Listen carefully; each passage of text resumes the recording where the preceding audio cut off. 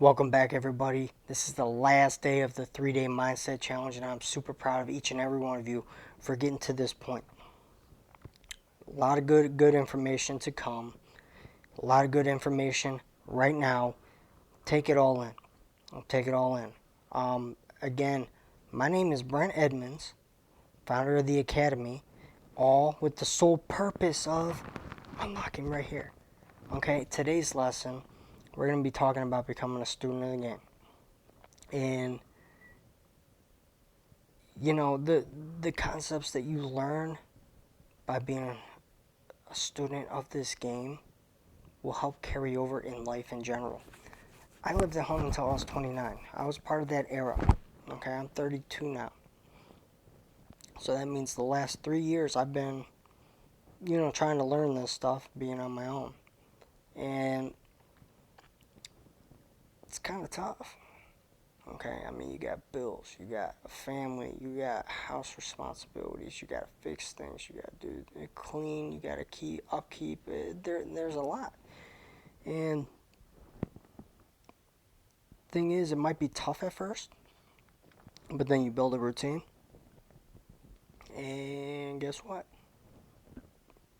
Things become a lot easier. So when things become a lot easier, it's because you built a routine. Oh, also, we are in the generation right now where information is at our hands. It's in your pocket. This right here. Good thing and a bad thing. Keeps communication going. And that's weird. It's like a blinking. There was like a blinking light on it. Kind of distracted me a little bit. See, I told you these things are distracting, man. And so let's move on. These things are awesome, but how many times have you caught yourself scrolling in, scrolling through, huh? See something cool? Alright, let's read it. Okay, you get done, exit out, let's keep scrolling. I mean, you could catch yourself being on this thing for hours. And that notification that you just saw, I'll even show you guys by the end, because I'm not going to commit to my phone. I'm going to commit to this right here. It's going to say, the time's just going to keep building up. I'll even show you. It just came in probably like 5-10 minutes ago. Let's see. Okay, so actually 13 minutes ago. Okay, you can see that. 13 minutes ago. Trying to match it up with my webcam. I can't figure this out. My hands doing all this. But yeah, see, I just distracted myself again. I was making a video right before it froze, so I had to restart this. Caught myself saying a lot or So I'm just gonna transition through it. Okay, I can't help it. It's me. Okay, unfortunately, it's me. So let's get into the lesson. Being a student of the game.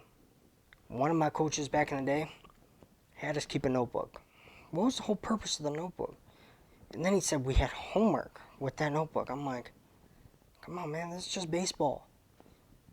Like, why do I gotta do homework? The homework is for school. Well, that's where you're wrong. Doing the homework, because that notebook was for us to pick up new things that we practiced on, new things that we heard, that we want to be able to remember and refer back to. All right? You're going to hear at times, about keeping a note card. Guess what? I got my lessons written down. Okay, I used to be a teacher. We had lesson plans.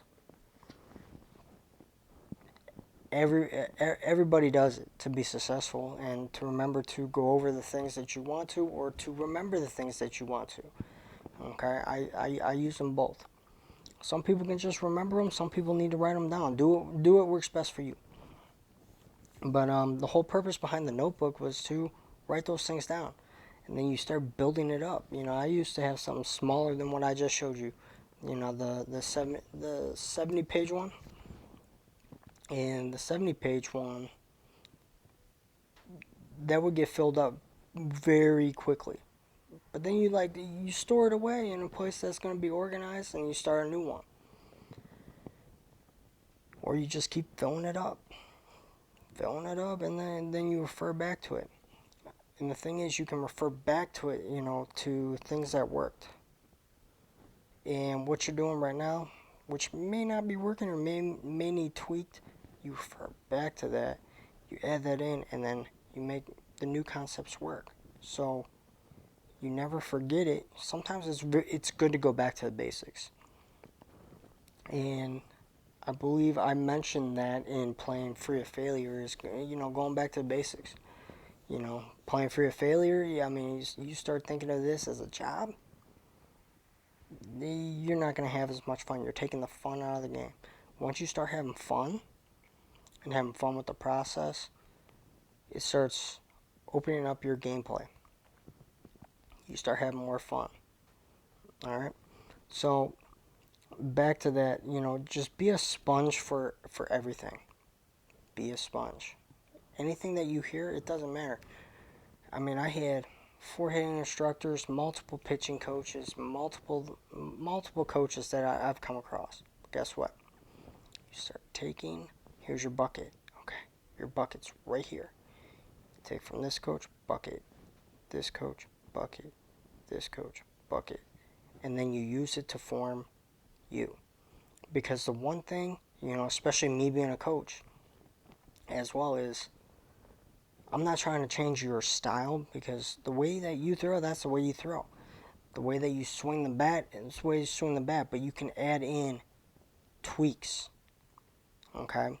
Your style is your bucket. Okay? That's your bucket. But the tweaks get thrown into that bucket. Tweak from this coach. Okay? Tweak from that coach. And then you take it and make it yours. You make it yours to be able to succeed. Okay? And if something's not working, because I'll tell you what, some kids never believed me on something that I knew would work for them because they didn't see the result right away. I've come across kids like that, right? And then there's the other kids that are just going to keep working with that. Okay? And they find out that it takes a few reps to get used to it, but it does work. Or you're going to see it right away. So it's going to be one of the two. Okay, you're not going to see it right away, but it's going to work after a few reps, because it wasn't instant, or you're going to see it right away. Either way, don't give up on it. Okay, so some of the coaches, I mean, they may give you good advice, they may give you bad advice. The one thing is, I'm one of your coaches now. And the way that I go about giving you the message may be different than your current coach right now. But there's nothing wrong with that. Doesn't mean that I know more than that coach. I've been in that situation. My high school coach, okay, I'm going to be straight up honest about it. He really didn't know the game. Well, he did, but it was like so very old school, like may have worked back in the 1980s type coach, but he didn't like my summer coach. And I didn't like him in the way that he went about telling me I was wrong for listening and getting lessons and whatever from him. So I kind of just like blew him off. And looking back at it, it's probably not the right choice. But I've since learned from that lesson on things not to do. Okay, and that's probably one thing I should not have done was, just blatantly ignore that coach. Because, I mean, he is older than me, I should have respected that. But at the same time, he was also, like, super disrespectful to me in the same process. This is very mixy. I mean, I can get into that a little bit later. But I mean, it's not like he was a horrible coach, but some of the antics, it was a little crazy. But I mean, like I said, still be a sponge. There were still some good things that he mentioned that I used myself. But yeah, like I said, I had 4 hitting coaches, multiple pitching coaches, but you take, okay, and you build it into yours. There's not going to be just one coach that you're going to experience out there that you're just going to get everything from. First off, that's hard to do as a coach, to be that one person for you. And especially if you're getting um, hitting lessons. Let's just say hitting lessons. You're paying for 1 hour, okay, 1 hour of our time. But the thing is, if you're not doing any of the things that we're working on right then, right there to get better, it's hard as the instructor to be able to move on. And you got to be able to work on it on your own and understand it. Understand the concepts. Ask those questions. All right, so being a student of the game, you got to ask those questions. Even if you think it's a stupid question, ask it, because then you're not going to know the answer.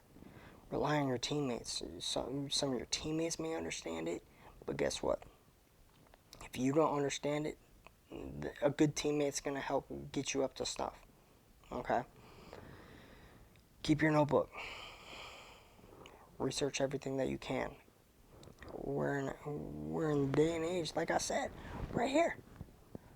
What's that first one right there? I don't know why that light is blinking. It's not coming off my phone, unless that's weird. But you see YouTube. Okay, YouTube is a great resource for you to learn some things. Okay, I'm going to provide links that are YouTube based. Watch baseball. Okay, that'll be the last thing that we cover in this lesson. But read, watch, take notes, keep them organized, and everything that you hear, write it down. Okay, write it down. Writing it down, you retain it probably about 60 to 70%. Okay, that means it's gonna stick if you write it down anywhere between 60 to 70%. So writing it down is such a great resource to enhance your memory. So keeping that notebook and doing the homework assignments are all essential for your growth in unlocking the mind. Okay, so little quick story is this all got super real for me, the whole student of the game, when I got to BW. Okay, I transferred a few times. Okay, I originally went to Division II, University of Findlay. Really didn't like the mindset of the coach, so then I transferred to Notre Dame College, somebody that I played with in the summer, who went there, wanted to make the team a little bit better, and talked me into transferring there. Wasn't a great choice. Not really going to get into that right now. Wasn't the greatest experience, but then I transferred to BW. I knew this coach since I was 13 years old, and I wanted to play for him. And that was not a mistake. And plus, I made this decision based on education, because at that point, I needed to have both.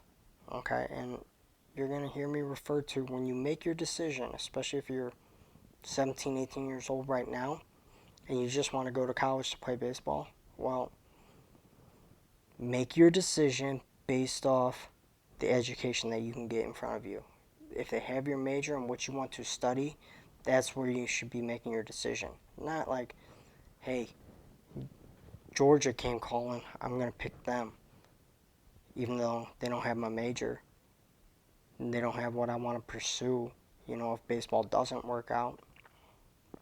Or, it's not about just getting that degree just to have it. It's about using that degree, right? Choose something useful. I mean, because I'll be honest right now, I'm not even using my degree right now. So we'll get more into that. But BW got super real. which is crazy because it's a Division III school. But this is a coach that coached at community college, so JUCO, and turned that program around. I don't know if you just heard that, but my phone just buzzed, and I'm not even gonna look at it because I'm engaged here. I'm engaged with you guys. Okay. So he coached at Tri-C Junior College. Then he went to Urbana, NAIA. Now I think they're Division II. Turned that program around within a year. Actually, 2 years. It takes 2 years to roughly, get your program going. And then he went on to Dayton to be a hitting coach. Had them ranked in the nation for hitting. They were like 19th, which is insane. That's like teams like LSU. That's SEC teams. That's, your Big 12 teams, ACC, okay? All those schools, and I mean, they're, what, like, Big 12, not Big 12, but, no, the Atlantic Conference, maybe. I don't even remember, but they're not in one of those power conferences that you all hear about. But they were 19th up at the top, which was amazing. And then he decided to take a D3 position because the coach was retiring at Baldwin Walls. He wanted to be a head coach again. He's got that program rocking and rolling. Okay, the first year he came in was the first year I came in. We had about a 500 record. And he had to do it with kids that he didn't recruit, that made it a little bit harder because you got to change their mindsets. You got to change those mindsets to get them where you want them to be. Okay? So we saw the success that we wanted, and we just kept working with it. And next year we broke the school record for wins. And before I even came in, I wasn't a part of that. The year before, it was the sophomore year, they had the school record for losses, but then they go on by their senior year and break the record for wins in a season, which is absolutely stunning on what this man could do. And I'll tell you what, he gave us a notebook, and if you were a dual player like I was when I first came in, your notebook was a little bit thicker because there was the hitting program, the hitting mindset, which was like 130 some pages straight up on hitting, playing the game, mindsets, mental game. And then you had the pitching one. And then you had the vision training. Then you had the leadership. And then so on and so forth. Then you had your individual meetings. Then you had, which went over film, all that. Then you had your individual sessions, your training sessions. Then you were training on your own. And then there's a time where the coaches can't touch us, but you're responsible for doing all those things to get better yourself. So, I mean, that's working out. That's, going in the cage. That's doing your bat speed program. All that coming through one program, right? And there was a lot of studying that you had to do. And if you truly wanted to get better, you were going to do that studying, or you weren't going to be on the coach's good side. But good for me, I love this stuff, so I absolutely just boom, went through it. I mean, it was a great experience. Yeah, was it a lot? Yeah, it really was. But at the same time, it was a rewarding experience because all those concepts, because I knew them like the back of my hand. Like I could just read it because I got it all written down, like all 140 pages. Got it all written down in the back of my hand that I can just refer to. But that was huge. And then guess what? That helped me to plan what I was going to work on to get better at. And hitting wise, hitting wise was tough. And because I always had like some sort of different adjustment to go through. But it helped me to plan on what I wanted to work on. Also, when you go into your meetings with your coach, always be prepared. Okay, with your own research, go in prepared, because first of all, that's going to impress your coach, and second of all, it's only going to be beneficial to you. Okay, because your coach is going to be super impressed that you're doing stuff on your own at all times. Okay, and make sure that you are studying your weaknesses to make them your strengths. Just because you're weak at it right now doesn't mean that you're going to be weak at it in the future if you work at it. But if you just focus on your strengths just to look good, I mean, that's going to be a problem. So let's get back to everything about being a student in the game. Study, study, study. Okay, watch as much baseball as you can. Listen to as much baseball as you can. Okay, sometimes the announcers have some really good stuff that they can give you. Even in the pull happy baseball era where they can't bunt, which, I want to get us out of that mindset, especially bunting.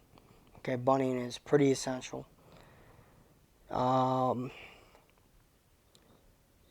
You got to study. Okay, if your mind is not wrapped around baseball, it's hard to succeed at this game and get to where you want to be. And as simple as that may sound, it's a must. Okay, it's a must have to, if you truly want to reach that next level. You gotta be studying the game. I mean, the quarterback in the NFL is not going to get into the game if he doesn't know the plays. Wide receivers get benched because they don't know the routes in the plays being called. That makes you a liability. If you want to be somebody that's going to be getting on the field and having success and giving 100% effort, you got to change your mindset. Okay? And becoming a student of the game will help you work out of those things, because you're going to learn all those situations that are in front of you, what to do. That's just going to look easy. So when the ball's hit to me, I know where to go with it. When I'm pitching, I know the counts. I know every single situation in front of me, every single outcome. Sometimes you may mess up. You're gonna mess up, but that's fine. Do it out. If you mess up at 100%. It may still work out. You still may make an error, but then make the next play. That's how you make up for it. Or after you make that error, make up at the plate and get a hit. Okay, it's very very simple. Just move on very quickly. But let's go to watching baseball. Watching baseball is great. Haven't really done it since the pandemic hit, but watching baseball is a great resource because it's the highest level that you can actually learn. And you can learn from your favorite players, even if, they're not very good bunters and, they keep hitting into the shift and all that. But you can still learn, especially defensively, what did they do? Defense is where I really truly watch it. What are the pitchers doing? What are their mannerisms? Because, I mean, if you know baseball, you know who Angel Hernandez is. We all know that story. Everybody complains about Angel Hernandez and his umpiring when they have him. Terry Francona, I'm a Cleveland Guardians fan. Previously the Indians. He did not take too kindly to Angel Hernandez doing their game. But, yeah, watch baseball. Listen to the announcers. Listen. That's where you get a lot of your feedback when you're watching the game, is from the announcers. If you see something cool in the game, you watch those situations, especially when you learn, about those situations. You watch that within the game, like, hey, there should be double cutting right here. Or, what's the second baseman doing? I'm a second baseman, so What's the second baseman doing on that double cut? What's the shortstop doing on the double cut? How they lining up the cut? What's the footwork like? You know, you start appreciating the game. It doesn't matter how fast it's moving or how slow. Okay, you're watching the beauty behind what you've been taught to be able to apply in your game, and you see the professionals doing it themselves. And you can even pick up some different aspects, you know, especially when you become way better and you get like some of this stuff down, to add that into your own game. And that's where we want to try to get everybody to. So let's just finish up. I can go on and on and on. I'm such a baseball junkie. I can go on and on and on about this game. I got stories, experiences, and all that I just want to share. But I'm going to finish and wrap up, because your homework tonight is, if you really want to truly become a student of the game, you're going to click the link right below. You're going to browse through it. Is there a cost? Yes. Okay. Everything in life comes with a cost, but the beauty behind this is that it's a one-time payment, or you can set up a payment plan. The payment plan will stop after, you know, a certain amount of payments once you get to that one-time payment amount, okay? But I'm providing all the information for you. This right here is the building block. Unlocking right here. You're going to have a mindset video on each and every one of the ones that you're doing, minus the first one, okay? But every single one that I do, you know, we're going to recap and go over the mindset that you should be taking, okay? Pretty much every single one of the videos I'm going to be making. And no, I'm not going to be sitting on my couch, you know, just getting all this. I'm going to get up and I'm going to do it with you. I'm going to do it for you. Everything will be provided. There's a whole bunch of free stuff, which, how could I leave that out, right? Bunch of free stuff for you. That's all yours, okay? I will provide it to you. And if you decide, hey, you know, after 30 days that I don't want this, you know, and I'm going to give my money back, it's got to be within 30 days, not after. You want a refund? Guess what? You keep everything. Everything that you purchased is yours. But you got to do the work, and that's what I'm going to challenge you. You're going to do the work. Sorry, I just had a little brain fart right there, so I apologize for that. So everybody's probably thinking like, what the heck just happened to him? He freeze? No, I didn't freeze. I kind of had a brain fart. So go through it, look it over. Okay, there's literally no risk, and I really don't think we're going to be having too many conversations about the quality that I'm going to provide. I am so into quality that it's gotten me into trouble in my own practices, because I want to provide the best quality that I can. That I take too much time with one individual player, that sometimes I don't get everybody in, but I'm providing the best quality that I can to each and everybody that, you know, I come across. So there's not enough time in the world for me to do what I want to the way that I've been doing it, so I'm going to do it this way and provide it this way to each and everybody. So you do it on your own time. Do it on your own time. You make time for it. You make discipline for it. And you're going to see the results that you want, okay? Let's get everybody into college baseball. Let's even the playing field. That's the whole purpose. I want to even that playing field. No more high-powered teams where we think that we can't compete. Okay, now you're going to go into these games thinking, nobody can touch me unless it's me holding me back. It's even the playing field.